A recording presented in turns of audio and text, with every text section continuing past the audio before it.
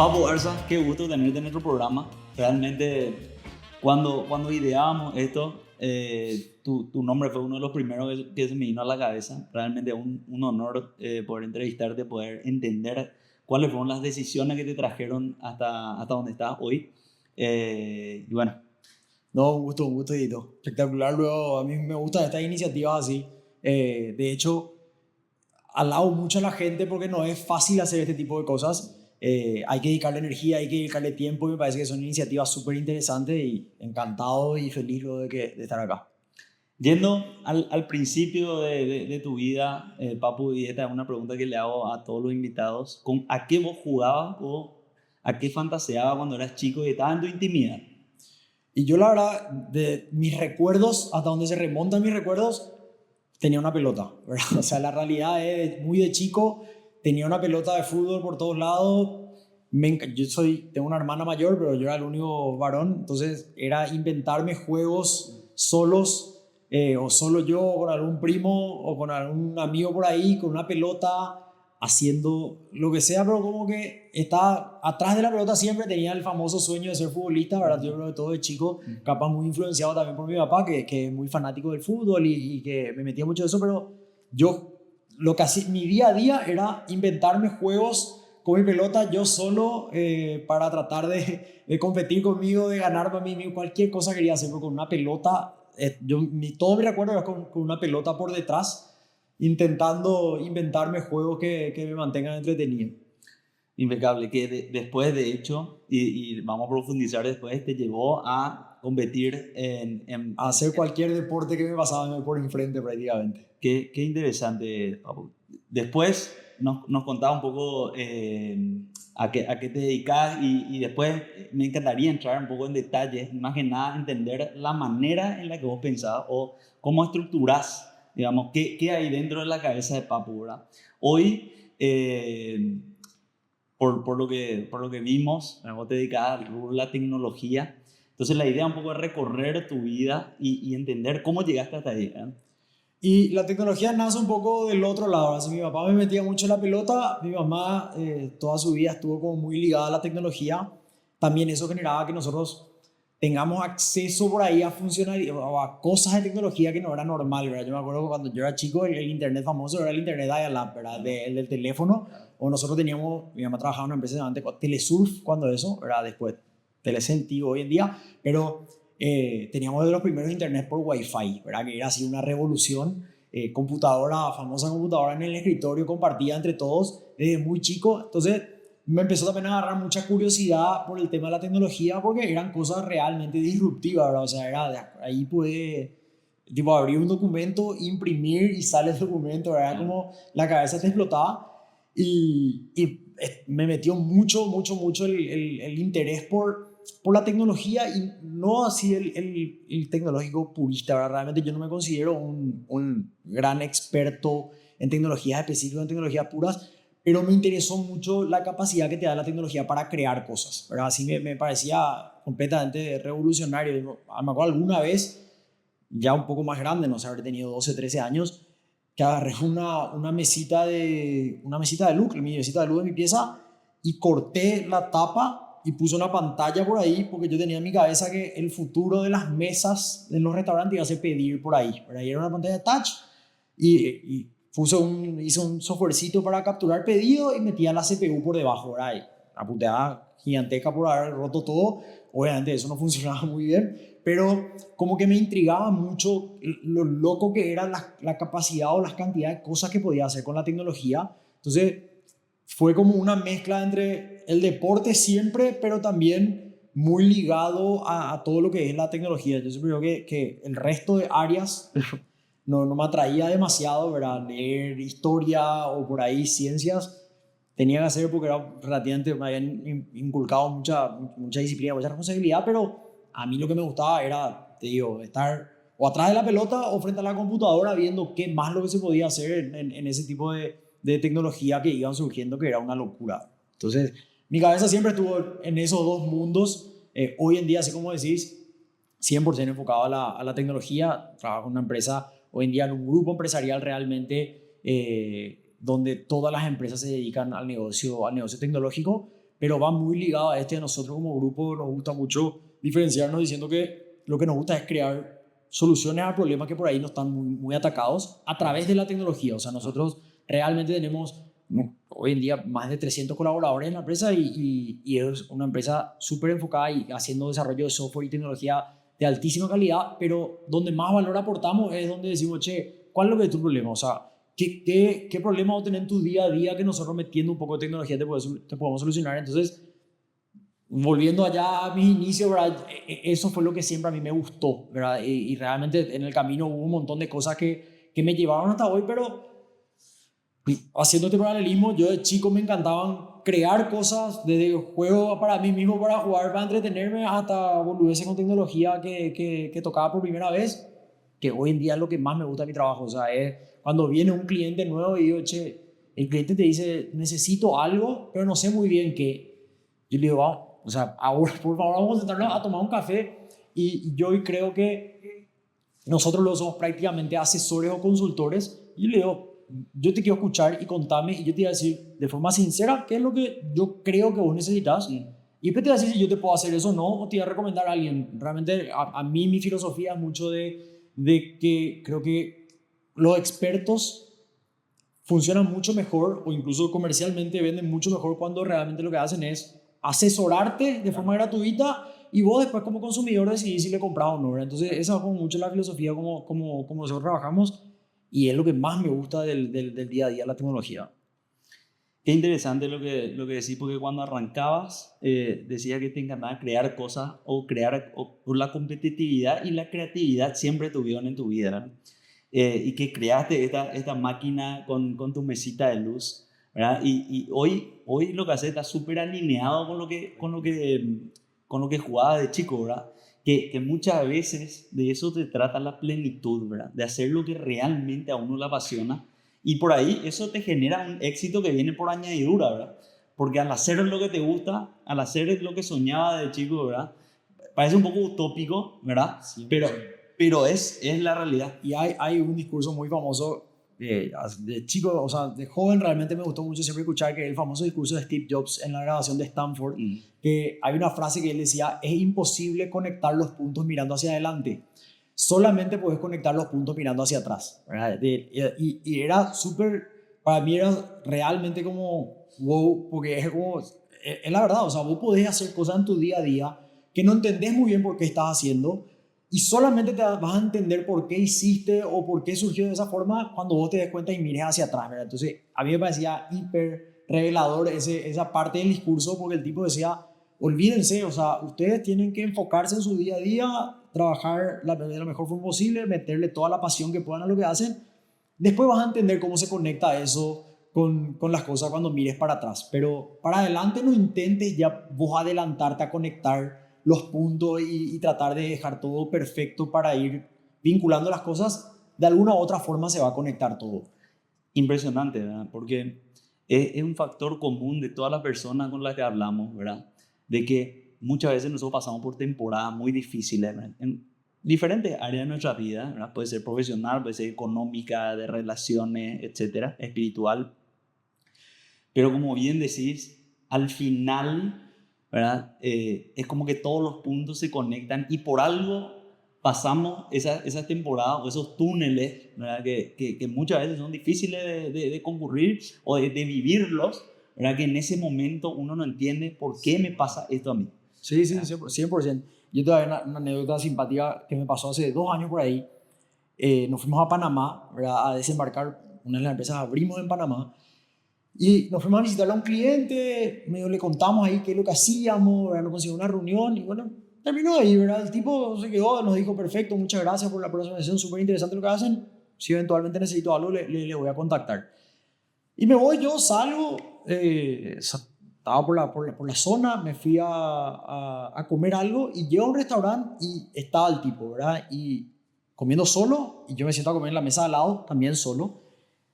Y después ya, claramente, nos miramos así porque dijimos, che, no conocemos ni hoy. Y empiezo a hablar con él, le digo, ¿qué onda? Y me dice, no, y yo soy fulano, porque la verdad no me acordaba su nombre y él tampoco se acordaba el mío, ¿verdad? Y hablamos ayer, sí, cierto.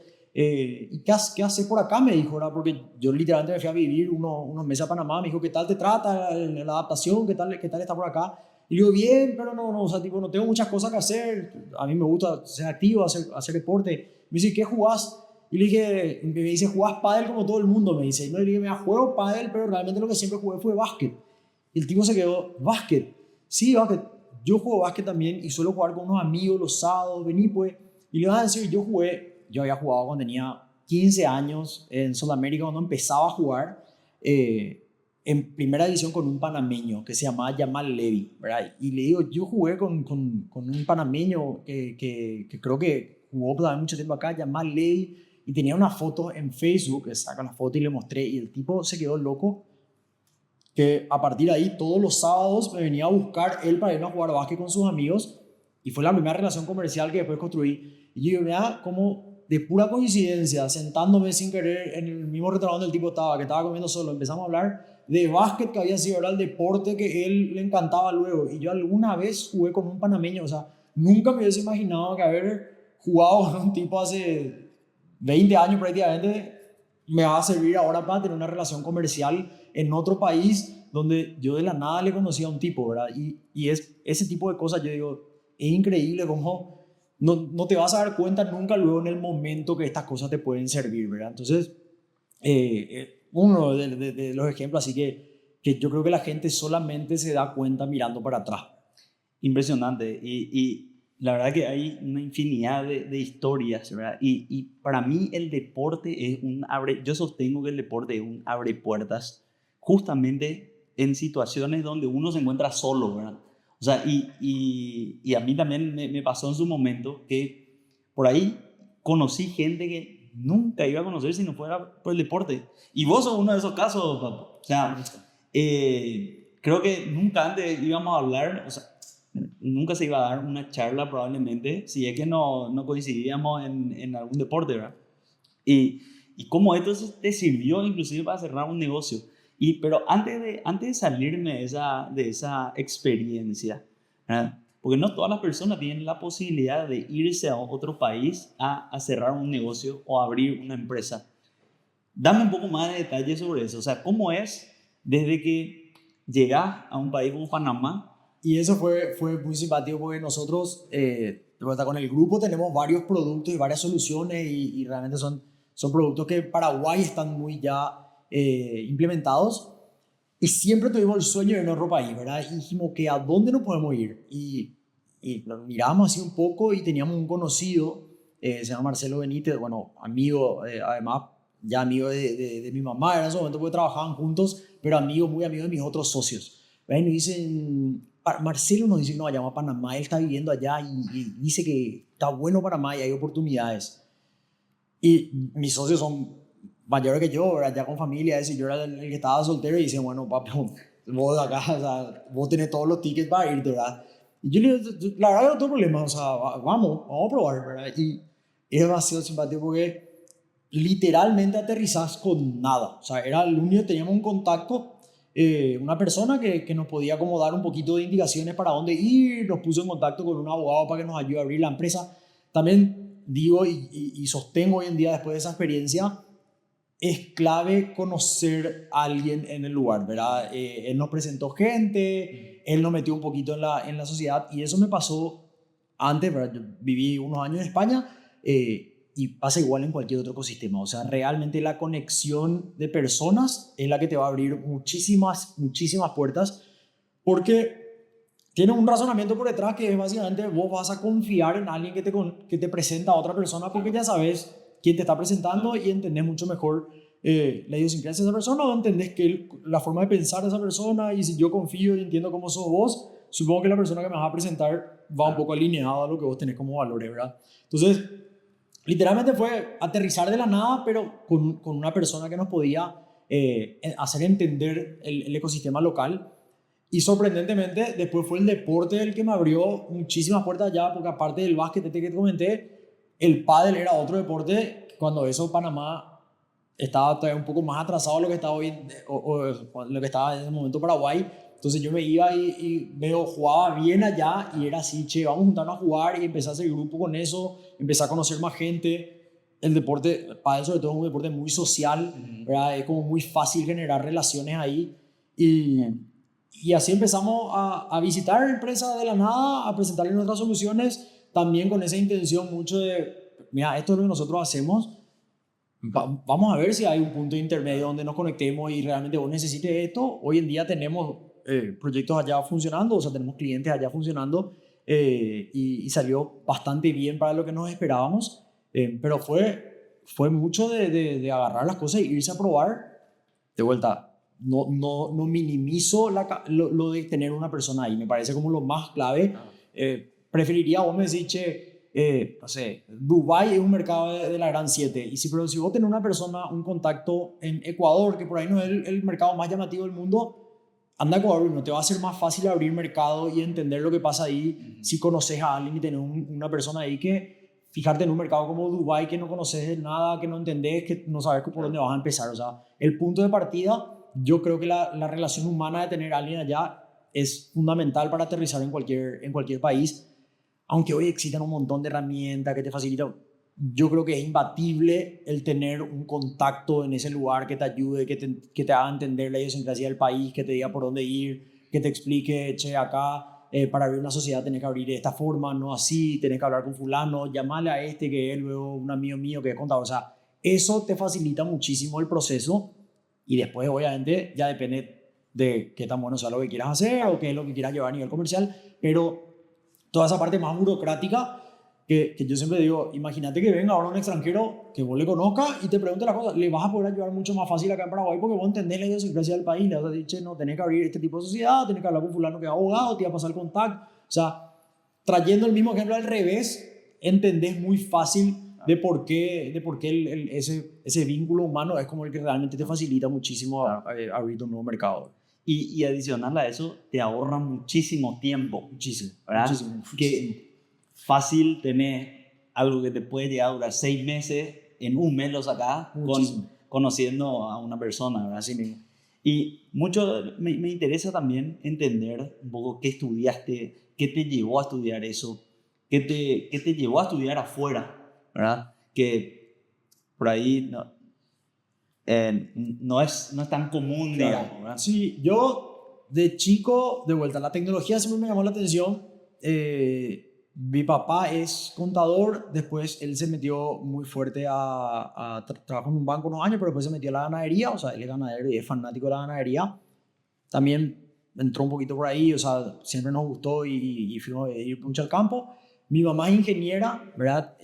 Ingeniera civil, industrial y en sistema, ¿verdad? O sea, tiene 3 ingenierías, es realmente bastante enfocada en esa área. Y mi hermana mayor también era ingeniera, ¿verdad? Y a mí, como siempre me gustó la informática, el camino obvio era ingeniería, ¿verdad? Como no hace ingeniería. Y yo siempre cuento esto porque hoy en día yo siento que realmente me va bien en lo que yo hago y a mí me gusta lo que hago, pero en ese momento fue muy frustrante. Yo entré a ingeniería, me metí 6 meses, pasé el primer semestre, empecé el segundo y no me gustaba. O sea, no había ingeniería informática, no me gustaba lo que estaba dando en la clase. Era una ingeniería muy enfocada en aspectos muy, muy amplios, no entraba nada en profundidad. Yo tenía muy claro que yo lo que quería era aprender en ese momento a programar. Yo quería poder programar para crear a webs, apps, software, lo que sea.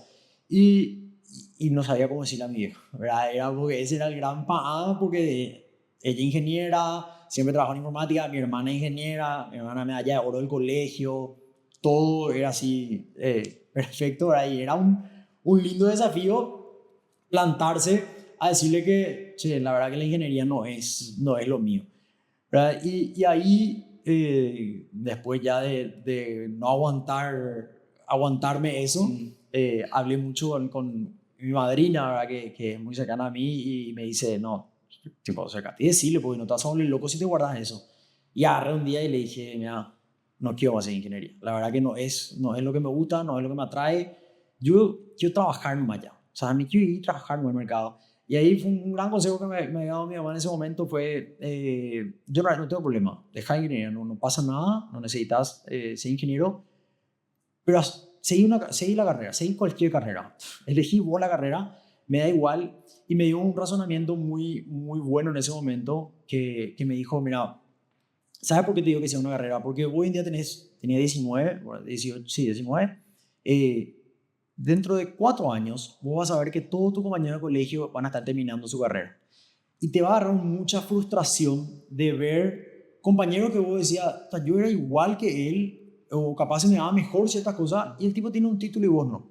Y te va a frustrar muchísimo y seguramente a esa edad ya no vas a tener la energía o el tiempo para empezar. Entonces me dije, lo que sea, de verdad, lo que sea, pero seguí una carrera. Y algo que siempre me llamó la atención, en ese momento era el boom también, era el marketing, ¿verdad? Cuando eso, el marketing empezaba, yo siempre me acuerdo que había empresas que no tenían departamento de marketing, tenían departamento comercial, y el de comercial no hacía algo de marketing, ¿verdad? Y la americana era de las universidades más llamativas en el mundo del marketing. Dio la coincidencia de que el director de la carrera de marketing era el director de deportes, y la americana cuando eso jugaba el torneo metropolitano, que es el torneo de primera edición de handball. Y por ahí agarró el tipo, me dijo, sí, no hay problema, nosotros tomamos una beca para que vos juegues por la universidad y estudias acá mientras. Agarré, me metí a la universidad, empecé a trabajar en una agencia de publicidad en ese momento y la agarré como desafío terminar lo antes posible mi carrera, porque yo decía, ok, realmente ese es un tema que yo sigo sintiendo, que las carreras comerciales no terminan de ir al ritmo que va el mercado, ¿verdad? Entonces, de hecho, me llegó a pasar que en esa misma carrera un profesor mío era un compañero mío de laburo, ¿verdad? Entonces, como que pero porque es la naturaleza del tipo de carrera nomás, ¿verdad? O sea, en marketing realmente el que mejor te puede enseñar es el que está en la calle hoy en día trabajando en eso, porque va tan rápido todo que actualizar una malla curricular es muy complicado para seguir el ritmo.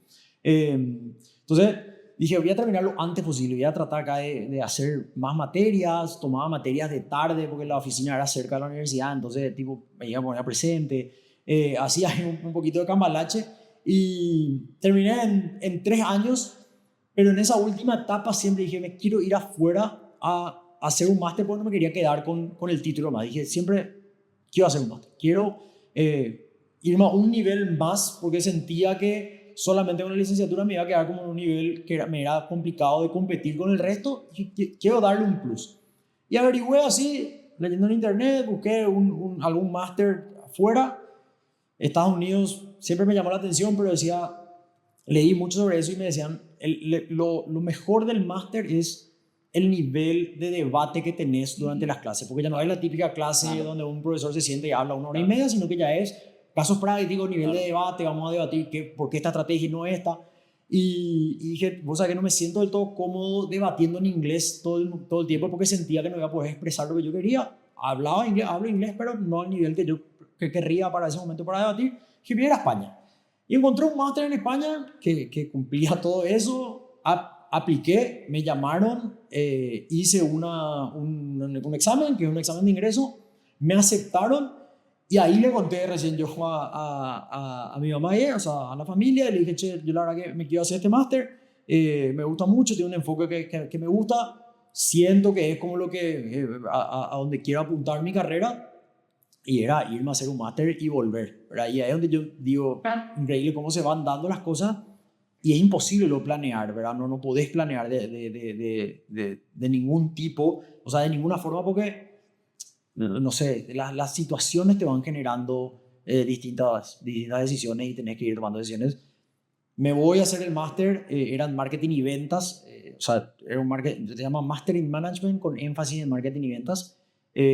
Súper bien, me gustó muchísimo la universidad. Lo que más me gustó era el nivel de exigencia que te daba la universidad, lo que hacía que vos seas muy competitivo. Tenían un sistema además de evaluación, que era un sistema medio competitivo donde básicamente calificaban por algo que se llama campana de Gauss, ¿verdad? Que era una distribución estadística donde sí o sí el 5% de la clase se tenía que aplazar y sí o sí el 5% de la clase tenía que tener la máxima nota, que era A+.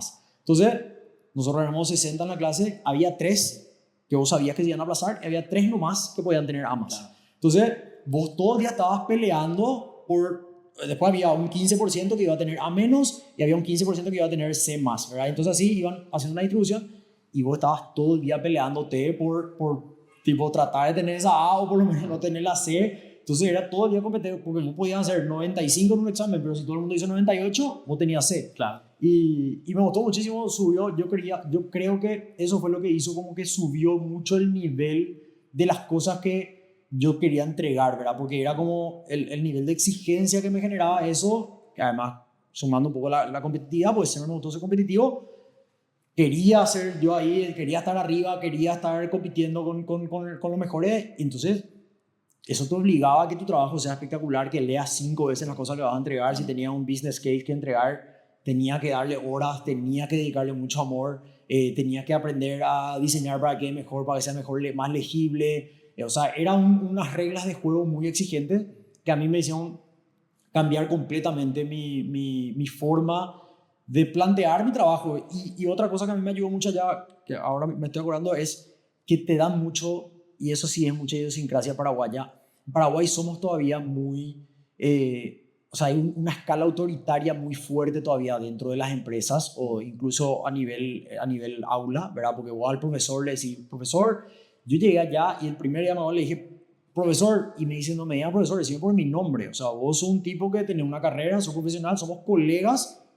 Si yo me llamo Diego, decime Diego y haceme la pregunta como si fuese Diego y plantea tus ideas seguro de lo que estás diciendo, ¿entendés? Entonces, ese año ya me hizo romper eso, o sea, me hizo, entre comillas, perder un poco el respeto ese que acá se tiene muchas veces, de decir, ah, no, fulano es el jefe, entonces lo que él dice tiene que ser como de, por más que vos sepas que realmente, y pasa muchas veces en las empresas esto, que el tipo que está en el día a día sabe más que un jefe y puede, por lo menos, no sé si tomar decisiones, pero por lo menos dar mejor insights, claro, de decir, che, espera, está buenísimo tu estrategia, Diego, pero vamos a tener en cuenta esto, esto y esto, porque yo la otra vez vi que cuando estábamos haciendo esto pasó esto. O sea, realmente me ayudó a ambas cosas, a hablar con mucho más seguridad de lo que yo tenía para decir y hoy en día a escucharle mucho más también a esas personas más jóvenes que por ahí vienen empujando, que voy a decir, realmente vos sabés más que yo de este tema, te doy la derecha para que tome la decisión. O sea, y esa parte me parece súper importante y me cambió muchísimo la forma de pensar, y una forma de pensar, supongo que en toda Europa, pero en España por lo menos les educan mucho así, ¿verdad? Y es algo que yo siempre en Paraguay digo que falta esa chispa de la persona joven que viene, que te diga con seguridad las cosas, pero también que se haga cargo de lo que dice, ¿verdad? O sea, el ownership de las cosas, de decir, che, sentite dueño de esta decisión, y si vos me decís que nos salgamos con este precio, vamos a salir con este precio, y me da una justificación buena de por qué, y me decís, no, yo creo que tenemos que ir a este precio porque nuestro competidor sale acá y vamos a tener que poder captar durante X cantidad de tiempo ya gente que se va a acostumbrar a nuestro producto y eso se va a fidelizar. Vamos a probar, perfecto, te doy la derecha, hacete responsable de esto y en 3 meses sentémonos a ver si realmente pasó lo que vos dijiste o no, y si es no, bueno, aprendamos y veamos por qué no pasó, ¿verdad? Entonces, eso yo siempre digo que en Paraguay falta esa comunicación efectiva de por ahí la gente que... Pero no es solamente de la persona joven, o sea, también es del jefe que no le pone el campo disponible para hacer esto, ¿verdad? O sea, muchas veces hay una barrera ahí. Y para sumar, papu, sí, sí. a eso que decís, me parece súper clave, ¿verdad? Que en Paraguay no tenemos el hábito de hablar con datos, ¿verdad? Y yo creo que va mucho por ahí el o no dar nuestra opinión o solamente dar opiniones sin datos que respalden lo que estamos diciendo, ¿verdad? Y por eso yo también considero que hay de repente esa decisión autoritaria, ¿verdad? Porque bien, alguien te plantea cualquier cosa en base a opiniones, claro, ¿verdad? Que no están sustentadas a datos. Claro, no porque siempre hace la mía nomás. Claro, no porque siempre o no porque nunca, siempre y nunca. Yo siempre con la gente que hablo en el laburo, ¿verdad? Para mí es una grosería decir siempre y nunca. Sí. Casi siempre, casi nunca. No una unidad de medida, sí, porque una unidad de medida subjetiva. Exacto. Entonces, a mí particularmente, y siempre resalto eso, es que el hablar con datos te da también un nivel de profesionalismo diferente, ¿verdad? Porque decís esto el ejemplo que vos decías, no vamos a salir con este precio por estos motivos, por tal y tal y tal. Sí, y es para analizar tu decisión con resultados de forma objetiva, medida, ¿verdad? Sí, yo siempre, después me metí al UX, el UX UI, que es básicamente la experiencia de usuario y las interfaces de usuario, y había un tema muy simpático ahí que cuando vos haces las preguntas no tienen que estar planteadas de la forma que vos decís, ¿verdad? ¿Cuántas veces te vas al gimnasio? No pongas como respuesta posible a veces, porque uno sabe si a veces es una vez a la semana, 3 veces a la semana o todos los días. Pregúntale cuántas veces te fuiste la semana pasada. Entonces, ese es un dato real de cuál es realmente lo que está haciendo un usuario, y va mucho de la mano de lo que decís, ¿verdad? De plantear cosas bien objetivas. Pero bueno, volviendo un poco, porque yo me voy ahí por la rama, ¿verdad? Terminé yo el máster, o sea, yo me fui pensando irme un año, literal. Coincidió que mi hermana se fue 10 meses después a Barcelona, yo me había ido a Madrid, también ella a estudiar, y yo cuando eso tenía una novia ya, ¿verdad? Tenía una novia española y dije, che, me quiero quedar. 23 años, después me quiero quedar más. Bueno, ¿y cómo conseguí laburo ahora acá? Tenía pasaporte allá, tenía pasaporte paraguayo, medio complicado conseguir laburo. Terminé consiguiendo laburo de una forma así hiper, no sé, fuerte. Yo siempre le digo, una especie de suerte. Peugeot, la marca, sacó un concurso que le llamaban Talentos de Marketing, donde vos tenías que presentar un proyecto. Y nosotros teníamos una startup con un amigo que era un proyecto de car sharing, no, era de park sharing, donde vos podías compartir tu estacionamiento. Yo tengo un estacionamiento acá, por ejemplo, disponible, pero yo durante el día salgo, entonces mi estacionamiento se queda vacío y podés compartir, ¿verdad? Entonces dije, voy a presentar esto a ver si así me gano un trabajo, ¿verdad? Porque me era complicadísimo conseguir laburo por el tema del pasaporte, ¿verdad? Que yo siempre digo, bueno, entiendo que la prioridad eran los europeos, los españoles, y me costaba mucho pasar entrevistas. Y presentamos el proyecto, ganamos, y el premio eran 6 meses de internship en Peugeot, ¿verdad? Y me meto ahí, me encantó laburar ahí adentro, terminé laburando 2 años y medio en el equipo. Era un mercado que yo siempre digo, nunca... O sea, parte del por qué yo me quedaba era porque decía, yo nunca voy a volver a ver estos números en Paraguay, ¿verdad? En su momento, la inversión en publicidad mes a mes en online era $1 millón. Y yo decía, esto en Paraguay no hay chance que yo vea estos números, eran sorprendentes. Me iba a quedar acá a aprender. Era un nenito con un juguete nuevo, prácticamente aprendiendo de gente que realmente sabía mucho en niveles de presupuesto muchísimo más altos en un mercado que yo, la verdad, que el mercado de autos nunca conocí, nunca fui un gran fanático de los autos, pero decía, perfecto, para aprender me parece brutal. Entonces estuve ahí metiéndole 2 años de marketing. Antes de avanzar, papu, porque para mí esto es clave. Esto que te iba a preguntar para mí es clave, porque fíjate vos decís suerte, ¿verdad? Pero vos estabas haciendo ya algo. Sí, que ya lo habías creado. Y muchas veces yo considero que el soñar está buenísimo, pues las ideas no valen nada si es que no hay alguien que las haga. Así mismo. ¿Verdad? Entonces, volvamos a esa startup. ¿Cómo nace? ¿De dónde? Y esa startup nace, la universidad tenía un programa muy interesante que se llamaba Área 51, ¿verdad? Vamos a Área 51 de Estados Unidos, donde en el subsuelo, y esto también siempre yo digo, como el ecosistema te impulsa, ¿verdad? En el subsuelo todos los jueves se hacían un pitch a inversores que estaba auspiciado por una marca de cervezas, donde se hacía un after con esa cerveza y venían inversores a escuchar ideas de negocio. Y nosotros con un amigo venezolano, siempre nos bajábamos y escuchábamos las ideas, decíamos, mira qué bueno. Y decíamos, ¿cómo podemos estar nosotros en Área 51? ¿Verdad? Porque vos podías ser parte era como un coworking, así donde podías ir a trabajar y tenías mentores. Y teníamos una idea, ¿qué puede ser? Y dándole vueltas, ideas. Allá en España, cuando eso estaba muy de moda, el car sharing, ¿verdad? El compartir el auto, ¿verdad? Había empresa BlaBlaCar, que es una empresa muy famosa allá, que era para compartir los viajes. Por ejemplo, si nos íbamos los dos juntos de Madrid a Valencia, yo tenía un lugar, te cobraba lo que por el combustible y te ibas conmigo, ¿verdad? Entonces, dijimos, bueno, eso ya está ocupado, vamos a otra cosa, vamos a los estacionamientos, que ese es un gran problema en grandes ciudades. Hoy en día Asunción ya está empezando a sufrir también ese tipo de problemas. Hicimos estacionamiento, hay mucha gente que sale de su casa de mañana temprano, se va en auto a su oficina y está todo el día el estacionamiento vacío en una zona muy concurrida. O sea, porque ese tipo no puede monetizar ese estacionamiento. Y arrancamos con la esta, vamos a tirar ese hilo, ¿verdad? Y empezamos a tirar el hilo, aplicamos al Área 51 esta, nos aceptaron después de unas semanas y empezamos a laburar en eso. Pero así como vos decís, o sea, nuestra idea con el proyecto era, esta es la idea que nos hace millonarios. O sea, olvídate, pues, yo ya quiero presentar el jueves siguiente acá y que venga un inversor y me diga, tomá 1 millón y dedicate solamente a esto, ¿verdad? Ese era nuestro... Así como cuando era chico yo pensaba que iba a ser futbolista profesional, bueno, de la misma forma, yo en ese momento pensaba que esa era la idea para hacerte millonario. ¿Verdad? Era, oh, pero no, ¿cómo no va a funcionar, verdad? Y en el día a día te empezaban a encontrar con un montón de cosas encima en un ecosistema distinto, no era Paraguay, era España. Por ejemplo, uno de los primeros problemas que nosotros tuvimos ahí era, ok, ¿qué haces con asegurar el auto que va a entrar ahí? ¿Verdad? Porque le puede pasar algo, puede rayarse, puede lo que sea. Entonces empezamos con una aseguradora para que nos invente una póliza de seguro que sea seguro a todo riesgo en estacionamientos de terceros, ¿verdad?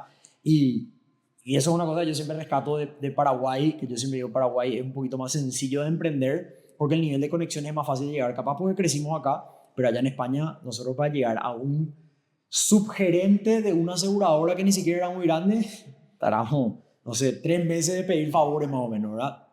Logramos, conseguimos que una aseguradora nos haga una póliza específica para esto, Mutua se llama la aseguradora, nos hizo una póliza y después teníamos el siguiente problema que era, ok, ¿cómo yo te abro el garage? ¿Verdad? ¿Cómo hago para, si a distancia, abrir el garage?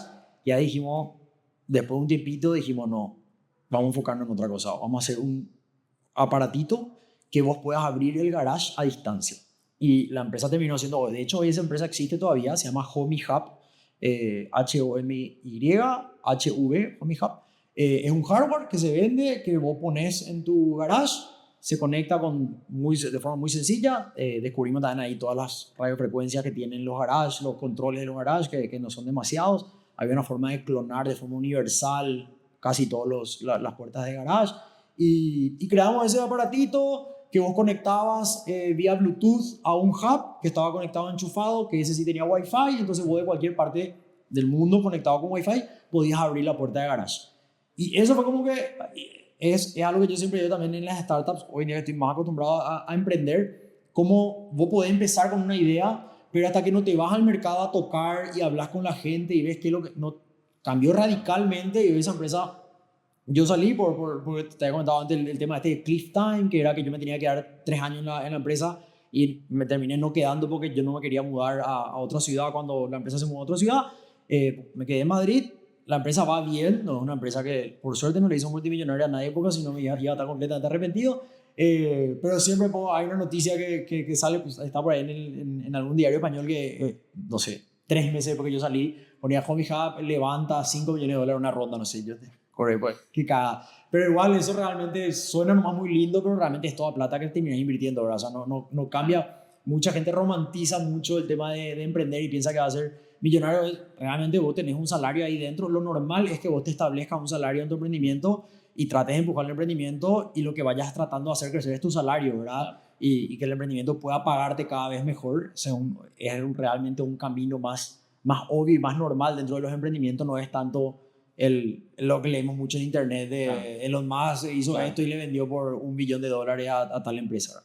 Pero sí, así como decís, o sea, sorprendentemente yo ya tenía el proyecto y lo que me facilitó muchísimo, porque el concurso era, vos presentabas las ideas y elegían las 5 mejores para presentar frente a un comité de proyecto en persona.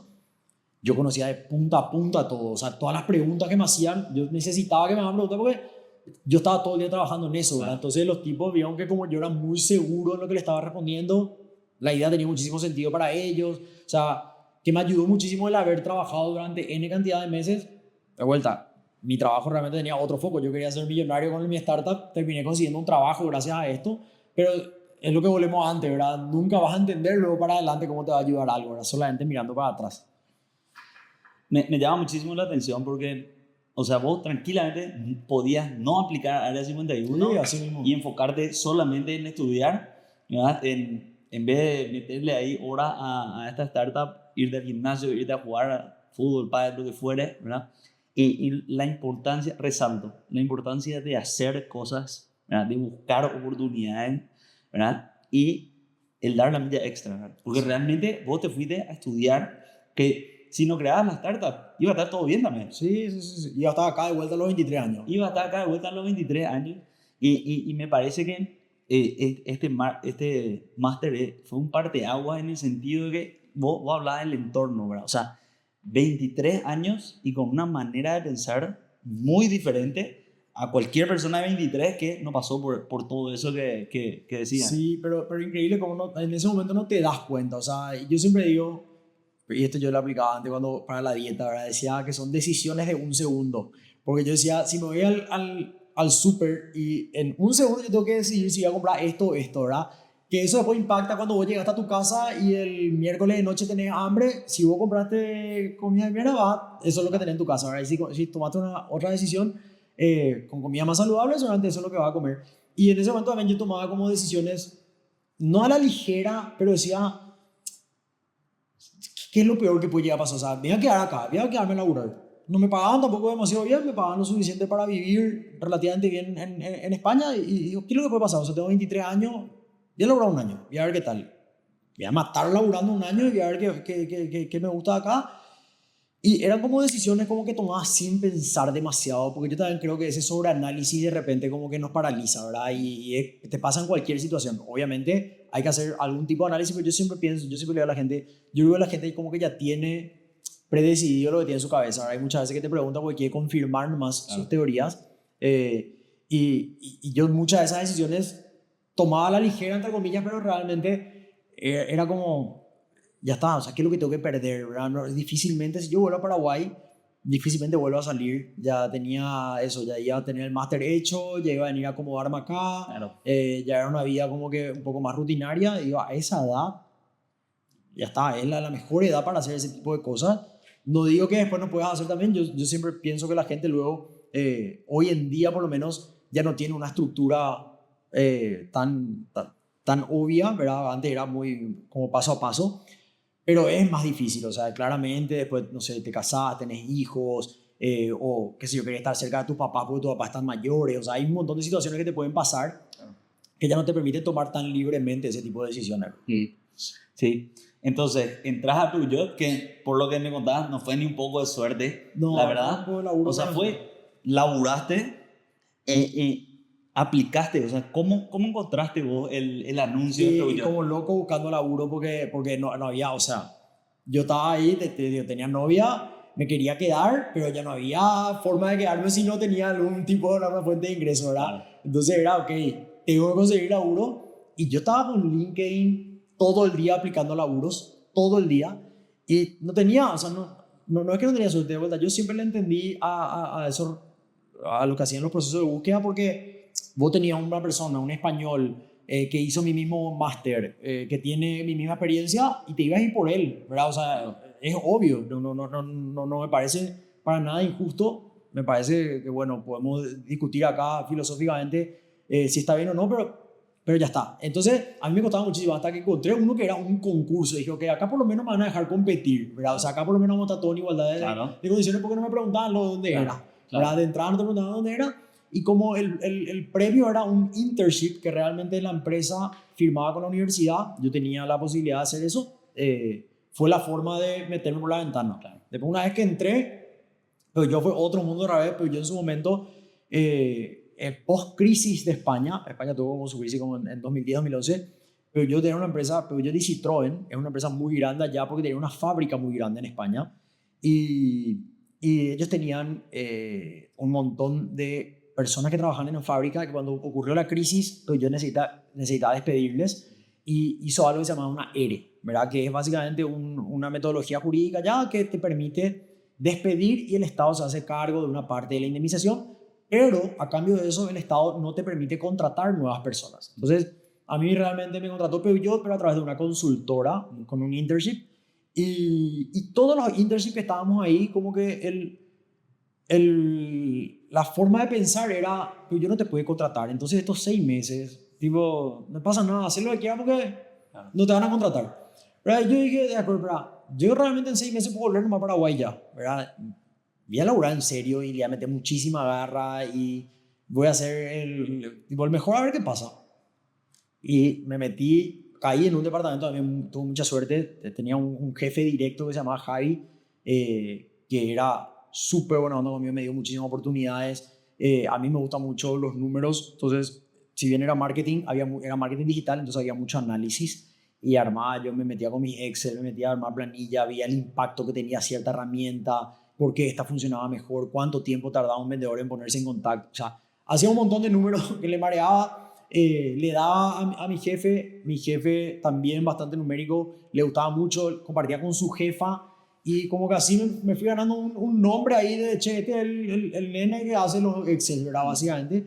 Y a los 6 meses me dice mi jefa, mira, nosotros no te podemos contratar, pero lo que podemos hacer es prolongar tu internship anotándote a otro máster, ¿verdad? Claro. Entonces me anotaron a otro máster, que era un máster mucho más liviano en cuanto a cantidad de horas y eso, y me fueron prolongando. Después de un año sí ya podían darme un contrato un poquito más largo, de un año más.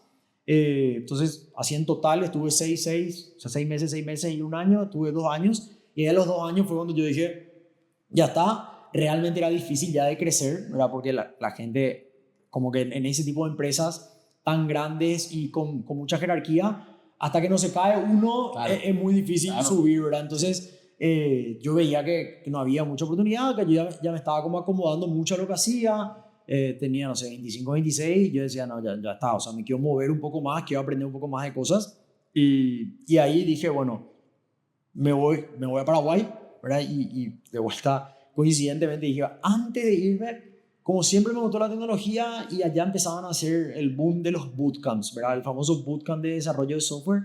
Yo voy a hacer este bootcamp a ver qué onda. 3 meses, full time, todo el día metido en la clase, te enseñaban a programar y vos salías siendo programador. Y digo, vamos a ver. Parece bastante optimista, pero veamos. Los primeros, no sé, las primeras 3 semanas habrán sido las más frustrantes de mi vida. O sea, no sabía por dónde empezar a hacer las cosas. Decía, abrí la consola del navegador. ¿Dónde se abre eso? Yo no tenía ni idea. Me metí al bootcamp, me encantó, le metí muchísima garra. Eran mis últimos 3 meses en teoría en España. El ambiente era buenísimo, los profesores eran buenísimos, eran muy cracks. Al tener mucho de matemática y de razonamiento lógico, a mí siempre me fue fácil esa parte, entonces se me daba bien. Tenía el lado marketing, entonces también le añadí un poquito de que las cosas que yo hacía ya eran visualmente más agradables, porque el famoso programador te hace cosas medio feas, entonces yo ya tenía un poquito más de concepto a nivel marketing, de cómo presentar las cosas, de los colores y todo ese tipo de cosas. Entonces, realmente a los tipos les gustó mucho el paso por ahí y ellos de vuelta solían contratar para el siguiente bootcamp un profesor asistente que era de los mejores que tuvieron en ese curso. Me ofrecieron y de vuelta de forma muy coincidente otra vez terminé diciendo sí, ya está, ese era un trabajo que pagaba relativamente bien ya.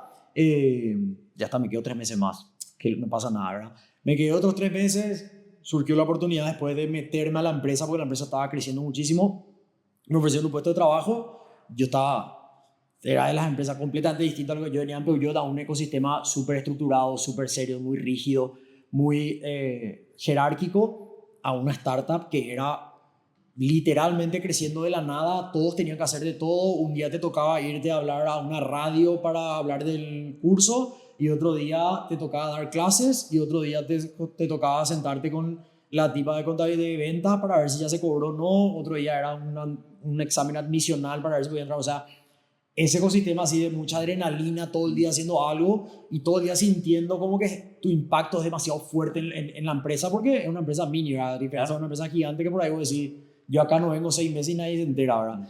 Entonces me divertí muchísimo, estuve otros 2 años ahí, me muy metido, hice el bootcamp de desarrollo de software, tenían un bootcamp de experiencia de usuario, también hice ese bootcamp de experiencia de usuario y nos daban mucha capacitación con algo se llaman nano degrees, que son unos cursos específicos hechos por ciertas empresas. Ahora un nano degree de Google en Machine Learning, inteligencia artificial, bastante exigente también, que me metí, hice y me gustó muchísimo, entendí muchísimo de cómo funciona la inteligencia artificial, que hoy en día está como muy en un boom, toda esta diferencia entre una inteligencia artificial, deep learning, machine learning, qué es cada cosa, qué cosa tiene sentido. Muy por encima, no te diría que soy un experto hoy en día para programar en IA, pero en ese momento manejaba bastante bien y ese tipo de cosas que vos decís, hice en el momento y sintiendo que en algún momento me iba a servir, ¿verdad? Entonces, ahí yo siempre rescato dos cosas, ¿verdad? Que siempre estuve intentando aprender algo nuevo, o sea, no me quedaba quieto con eso de aprender y siempre me gustó demasiado lo que hacía en mi día a día, en mi trabajo, ¿verdad? Entonces eso yo creo que era fundamental, cierto, muy ayudado por un ecosistema donde te permitía ser así. Entonces vos estabas todo el día desafiado, todo el día pensando, te querías matar por la empresa porque realmente vos sentías que tu impacto era bien valorado, ¿verdad? Entonces eso es demasiado importante en cualquier ecosistema. Y aparte, sentías que tenía sentido lo que estabas haciendo en tu día a día. O sea, hay muchas veces que eso me parece que puede ser lo más frustrante dentro de un laburo. Definitivamente. Mira, y conectando a ciertos puntos, veo que en todos tus trabajos, en todo lo que hacías, ¿verdad?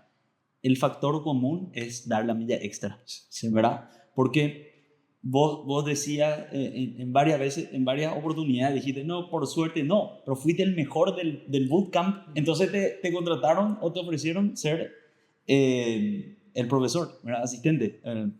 Entonces, considero que sí, es verdad, pero veo que en varias etapas de tu vida, ya sea por el deporte que practicaste toda tu vida, ¿verdad? O por la razón que fuere, o por tu competitividad, siempre diste la milla extra y eso te hizo sobresalir y dar el siguiente paso, ¿verdad? Que en principio te ibas a España por un año y te quedaste Sí, 6 en total. 6 en total. Y vos sabés que a mí me pasó en una historia así súper random de cómo terminé enfocado en eso de hacer todo lo mejor posible. O sea, sorprendentemente eso a mí me cambió. Lo que sea que hagas, por más que te levantes cansado un día, trata de hacer lo mejor que podés con la energía que tenés ese día. Y me pasó jugando una vez un partido recontra sobo de básquet, que yo empecé a jugar relativamente en serio y me iba bien ya como a los 14, 15. Empecé a jugar en primera edición a los 16, más o menos así, con algunos minutos. Y me fui, no sé, en época de vacaciones me fui a jugar a una cancha de un club social que faltaban 2 personas, ¿verdad? Y había un señor medio mayor, no sé, tenía 60 años, y yo, ¿verdad? Y el profesor me dice, che, métanse a uno en cada lado porque falta, ¿verdad? Y yo me meto medio canchero, ¿verdad? Me metía, digo, ya venía de jugar en primera, ¿verdad? Que uno mita ahí acá, ¿qué es lo que son estos? Y medio canchero, y vos sabés que hice 2, 3 cosas así medio muy de sobrador, vamos a decir, y viene el señor y me dice, para hacer eso que estás haciendo, no te metas nomás a jugar.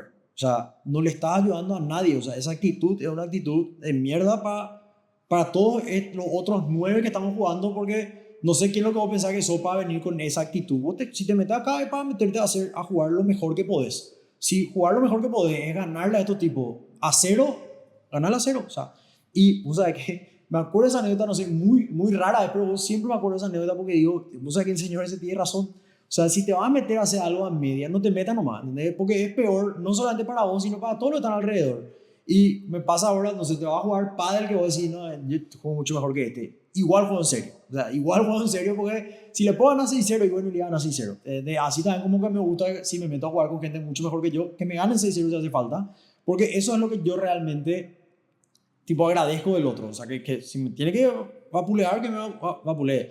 Y eso en cualquier actividad de tu vida, o sea, tenés que, y yo entiendo, no todos los días tener la misma energía, no todos los días tener el mismo enfoque, hay veces que tenés problemas personales, hay veces que tenés otras cosas en tu cabeza. Trata de hacer lo mejor con lo que tenés en ese momento, hacer lo mejor posible con lo que tenés en ese momento. Si tenés que hacer un informe, y trata de hacer el mejor informe que podés con la energía que tenés en ese momento. De algo va a servir, ¿verdad? Por más que ese no sea tu informe definitivo y tu jefe te mande de vuelta, bueno, no le gustó, y bueno, el siguiente ya va a ser mejor, pero ese fue lo mejor que vos pudiste hacer en ese momento y te va a dar un pie para hacer algo mejor. Entonces, lo que sea que hagas, en el momento en el que estés, con la energía que tengas, haz lo mejor que puedas. Haz lo mejor que puedas en cualquier situación y eso, de alguna forma, te va a devolver buenos resultados. Y si eso después puedo hacer de forma repetitiva, ya no hay chance que no te vaya bien. Sí, sí. Y la verdad que, imagínate, a los 14, 15 años, en una cancha de básquet, una persona que no sé ni siquiera No conocía, le pongo cara, no le pongo cara ahora. ¿Cómo te marcó y cómo te, en cierta manera, adicional a que vos le pusiste mucho empeño, a que siempre te quisiste superar, un tipo en una cancha de básquet te marcó para toda la vida? Así no. Que vos tengas un mantra, digamos, o una manera de pensar desde un partido que estaban jugando, ¿verdad? Siendo que vos ya jugaste minutos como profesional, ¿verdad? Sí, no, y es sorprendente. Increíble. Impresionante. Entonces, en Paraguay hoy, en los, en los comunes mortales, digamos, gente que no está metida en tecnología como tal, ¿verdad? Hablando hace unos días con una persona que cumple 18 años, ¿verdad? No sabía que iba a estudiar, estaba un tema porque leyó en algún artículo de por ahí que la carrera de abogado de leyes va a morir, ¿verdad? Con el tema de la inteligencia artificial. Entonces, bueno, ese era mi sueño y ahora ¿qué hago? ¿Qué vos le decías a los chicos que están...? Yo ahí tengo dos grandes opiniones siempre, ¿verdad? La primera es que yo creo que la tecnología siempre va a ser importante, pero matizando que lo que realmente importa en la tecnología es la forma en la que tenés vos de adaptarte constantemente a todo lo nuevo, ¿verdad? Hoy en día, no sé, la cantidad de dispositivos que hay disponibles para hacer esto, un podcast, ¿verdad? Antes era prácticamente necesitabas un estudio. Entonces, si a vos te gusta la tecnología o si querés irte hacia el lado de la tecnología, no te vayas con el mindset de aprender algo específico, sino anda con el mindset de que tu cabeza aprenda a aprender, ¿verdad? A mí siempre me gustó ese concepto de aprender a aprender. Entonces, la tecnología es un ecosistema donde hay demasiadas oportunidades y van a haber infinitas oportunidades, por más que vos veas que este puesto de trabajo ahora hay menos demanda, pero va a subir, no sé, hoy en día todo lo que es inteligencia artificial está como un boom, ¿verdad? Hace 3 años era todo lo que es data science, ¿verdad? Y hace 5 o 7 años era todo lo que es desarrollo de apps. Entonces, siempre va a existir un rubro súper interesante. A una persona joven, yo creo que la tecnología nunca luego le va a hacer daño, ¿verdad? Porque por más que después vos lo que te apasione es ser, no sé, médico o te apasione ser agricultor, porque yo siempre digo, la tecnología te va a ayudar y te va a facilitar procesos, o sea, te va a facilitar procesos de comercialización de esto, te va a facilitar procesos de administración, de cómo estructurar, te va a facilitar, o sea, es imposible que la tecnología no te aporte algo que directamente va a impactar en tu negocio, ¿verdad? O sea, yo por eso siempre la tecnología me parece luego que a los 18, si por ahí estás medio dudando, dale más a lo de tecnológico que seguramente te va a servir.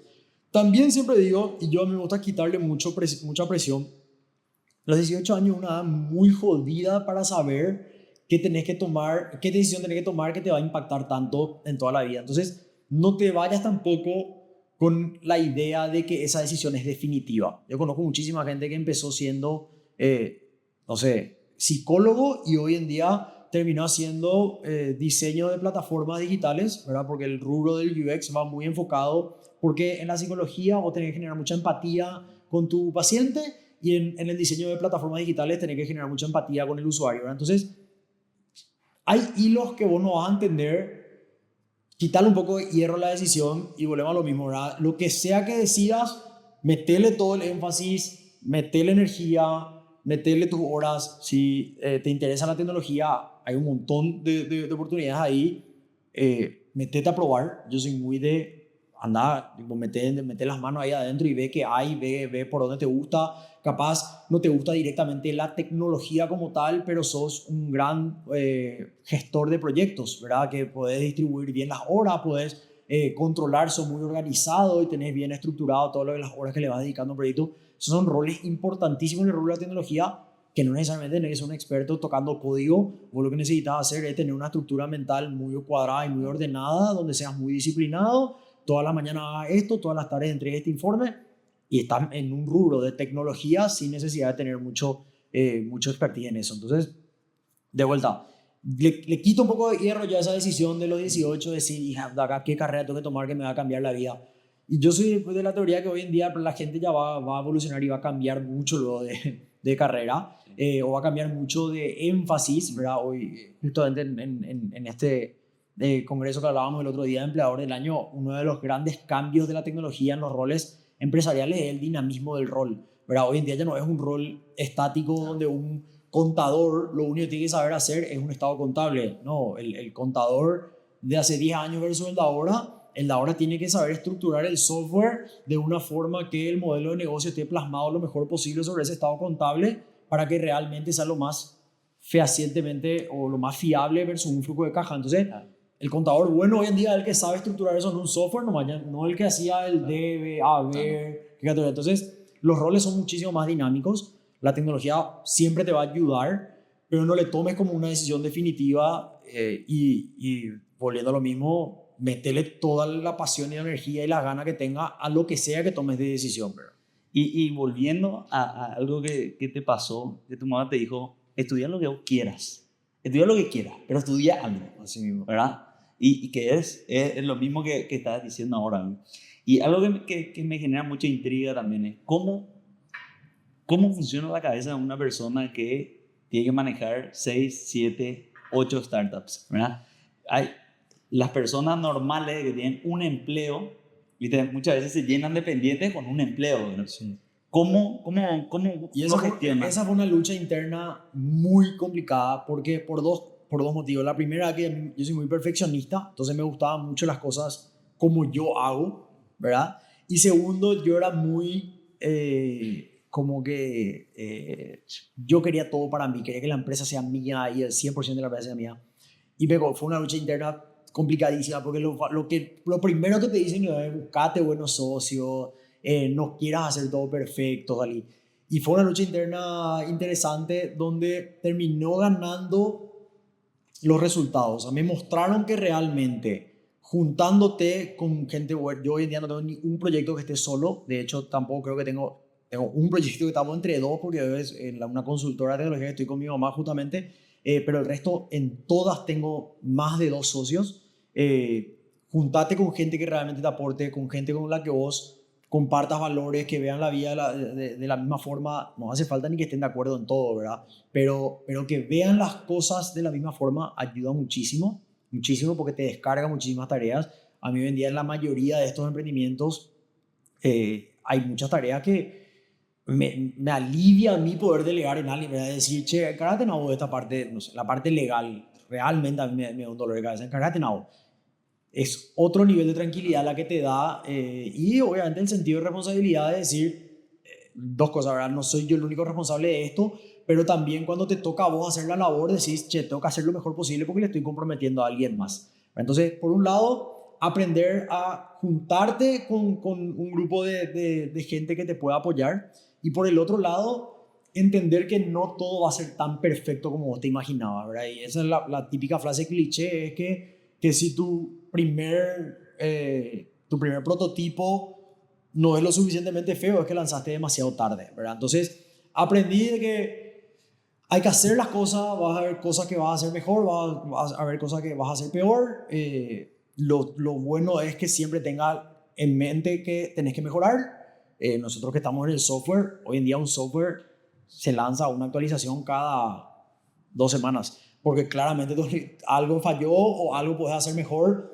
Hoy en día tenemos tenemos un software de validación de identidad que usan bastante los bancos para la apertura de cuenta, ¿verdad? Que es la foto de la cédula adelante, la foto de la cédula atrás y una selfie y una prueba de vida, que es un video. Ese software nosotros, no sé, en los últimos 3 meses habremos lanzado 10 actualizaciones, porque encontramos casos de uso distintos, la gente había sido no le quita la foto exactamente como quiere, nosotros habíamos puesto un lector automático de los datos, pero realmente la gente está en el micro por ahí quitando la foto y nos deja quieto, entonces le pusimos un botón de tomar foto para que sea más fácil. O sea, es imposible sacar el producto perfecto.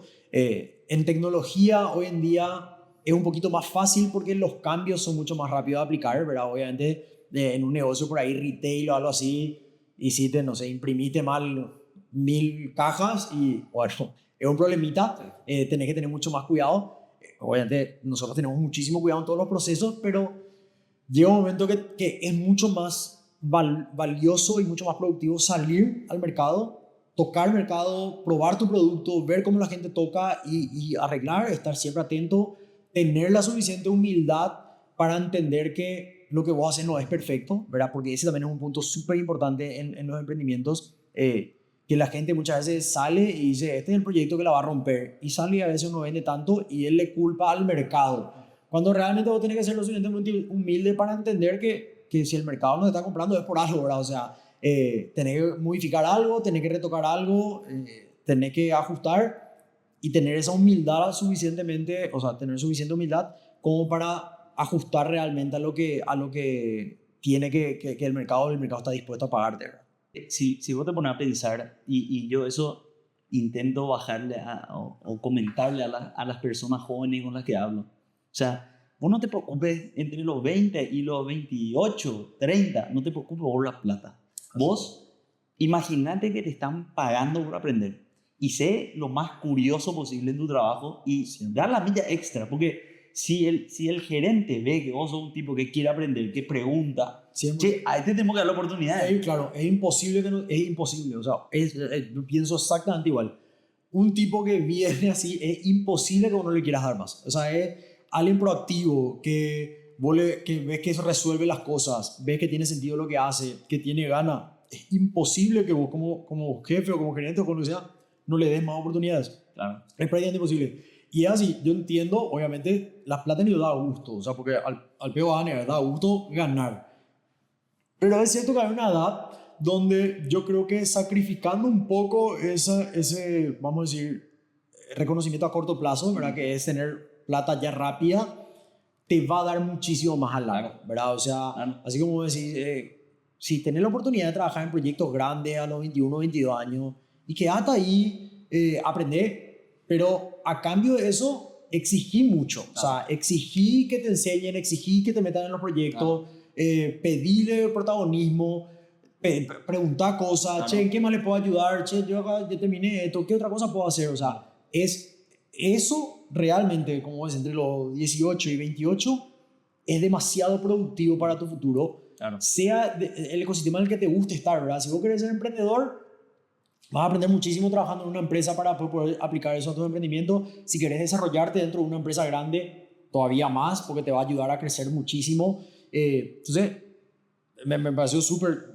exactamente lo que decís, porque así en esa edad, quítate un poco de la cabeza el tema plata, centrate en aprender, porque después te va a ser mucho más sencillo trabajar de forma estratégica y con mucho más impacto, porque ya entendiste muy bien cómo funciona todo, ¿verdad? Claro, a mí una persona me decía, vos concentrate en cargar cosas a tu mochila. O imagínate que al salir del colegio te dan una mochila y carga cosas, aprende, si trabajas en finanzas, aprende todo lo que pueda de finanzas, de balance, preguntarle al comercial, preguntarle al de marketing, o sea, y hay un concepto que a mí me gusta muchísimo, que dice que las personas en sí, en esencia, tienen ganas de ayudar.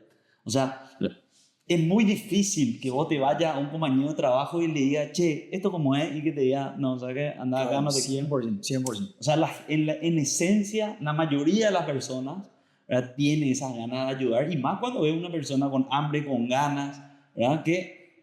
Y yo siempre digo, y de verdad, esto es más culturalmente jodido, pero le tenés que perder el miedo al no, ¿verdad? O sea, lo que voy a decir, en esencia, la gente quiere ayudar. Y si te dice que no, nada, no pasa, no le pedís más nomás y listo, ¿entendés? Y te va a otro. Claro. Y yo soy muy de esa teoría. Romper la barrera, preguntarle a la gente. No, lo normal es que te respondan bien y te digo, en el peor de los casos que te van a decir, che, no, y ya está, no termina el mundo ahí. Bueno. Definitivamente. Y yendo a esto que decías, he escuchado un podcast hace un tiempo de la persona, es una mexicana que creó la competencia Audible de Amazon, ¿verdad? Que básicamente el propósito de su empresa era que los mexicanos se eduquen, ¿verdad?, mediante audiolibros. Pero Audible te da un libro al mes por el valor de tu suscripción, y ella te daba libros ilimitados, claro, por una suscripción de $14, ¿verdad? Que era lo mismo, ¿verdad? Entonces ella por LinkedIn le escribía no sé, al encargado de crecimiento de Netflix, que alguna vez trabajó en Audible, y le decía, che, mira, estoy haciendo esto, ¿qué decís? ¿O cuál es el siguiente paso? ¿Cuáles son los desafíos? ¿Verdad? Pero ella habla de la importancia, primero, de exteriorizar lo que uno quiere, de perder ese miedo. 100%. Y segundo, de estar haciendo algo. O sea, de haberlo probado ya. Y mira, yo creé esta empresa, pero estoy atascado acá. No es, tengo un sueño de crear una empresa y qué decir que hago. Claro, sí, completamente con la cosa. Son insights súper interesantes. El primero, exteriorizar, me parece fundamental. La gente, yo creo, le está empezando a perder miedo de eso de contar su idea, pero siempre está ahí. No te quiero, medio celoso de la idea. Yo siempre la idea vale cero, o sea, la idea vale nada, literal. Hoy en día nos sentamos acá, te de cerveza y quitamos 10 ideas de negocio. Después depende de qué tan bueno se va implementando. Yo siempre, para mí hay un embudo ahí, ¿verdad? Que es, tengo una idea, implemento la idea, le vendo a la gente, le cobro y después gano plata. Entonces, muy pocas llegan a las 5 cosas, ¿verdad? Tener una idea, amigo, todos tenemos. Cualquier noche así de comiendo un asado, vamos a quitar 3 4 ideas. Después, quien implementa ya son menos reales.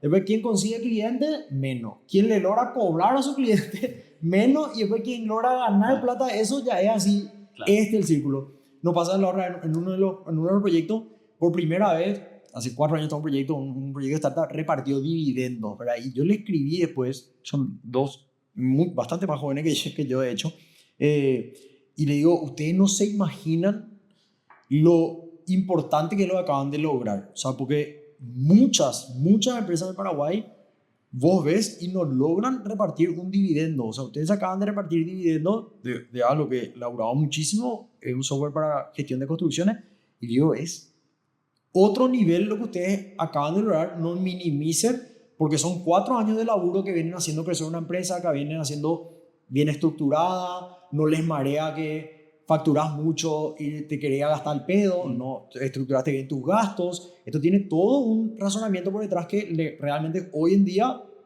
logran repartir dividendos. Es un objetivo hiper logrado de esto, ¿verdad? Entonces, no sean celosos de las ideas, exterioricen, porque encima exteriorizando puedes tener buen feedback, conseguir potenciales socios, conseguir potenciales clientes, porque ahí, cuando le exteriorizas una idea, dicen, hija, avísame cuando esté, yo te voy a comprar, ¿entendés? Entonces, 100% exteriorizar todas las ideas que pueda, contarle a todo el mundo, recibir el feedback. Si te roban la idea, no, ya está, competí con él si tenés ganas, y si no, quiere decir que él implementó mejor que vos. Y lo otro, así como decir, cuando no preguntes cuando tenés ganas de hacer algo. Pregunta cuando realmente te estancaste en un lugar. Decir, che, ya quité mi software y no vendo. ¿Qué pasó acá? O quiero hacer una marca de remera, ya hice el registro de marca y ahora necesito hacer la importación. Y ya le escribí a un fabricante, pero no sé cómo importar. ¿Cuál es mi siguiente paso? No, y tenés que hacer esto. O sea, traerle un problema específico a la persona que le querés preguntar. No te vayas a sentarte a fantasear con él, porque también es cierto que esta gente normalmente es gente ocupada, que te va a prestar su tiempo, pero anda con cosas que realmente te quiten valor, ¿verdad? Y o sea, que vos puedas quitar valor con preguntas específicas de cuáles son tus necesidades. 100%, la verdad que es muy bueno el insight ese. No, impresionante. La verdad, Papu, creo que con esta charla aprendí un montón, muchos conceptos realmente muy buenos.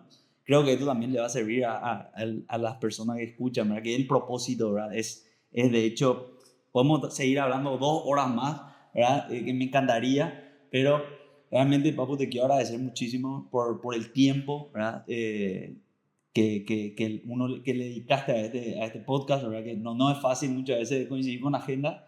Así que espero que esto le sirva a la gente que... Muchísimas gracias a vos por invitarme. Te digo, yo encantado, a mí me encanta hablar, no me callé en todo este tiempo, ¿verdad? Me gusta hablar de estas cosas, me gusta hablar de lo que hacemos. Me gusta compartir con gente joven que por ahí está justo de lo que vos decís, ¿verdad? Porque es complicado. Yo siempre digo, la edad esa de los 18 a los 20, 22, es difícil tomar decisiones. Me encanta que la gente pregunte. Yo era muy tímido en ese momento. Yo siempre digo, España me cambió mucho porque me quitó esa timidez y me quitó esa vergüenza de plantear mis ideas. Yo creo que trato de ser lo más cercano posible con la gente y siempre estoy abierto a que la gente me pregunte cosas, me consulte, me diga, che, ¿por dónde tengo que ir acá? ¿Qué me recomendás? ¿Qué vos hiciste? ¿Qué te equivocaste? También soy muy pro de que la gente tiene que equivocar por su cuenta. Yo creo que esa es la mejor forma de aprender, es la más dolorosa siempre, pero es la mejor forma de aprender. Pero yo le puedo contar cosas, le puedo explicar, le puedo ir por dónde ir. Me encanta compartir, me parece que es súper buena iniciativa lo que estás haciendo porque le va a ayudar. Estoy seguro que con que le ayuda a uno ya es un impacto positivo y es súper interesante este tipo de ideas y de formatos, ¿verdad? Porque es un formato relativamente nuevo. Entonces, muchísimas gracias de vuelta por la invitación y nada, abierto siempre a cualquier otra cosa que podamos hacer. Buenísimo.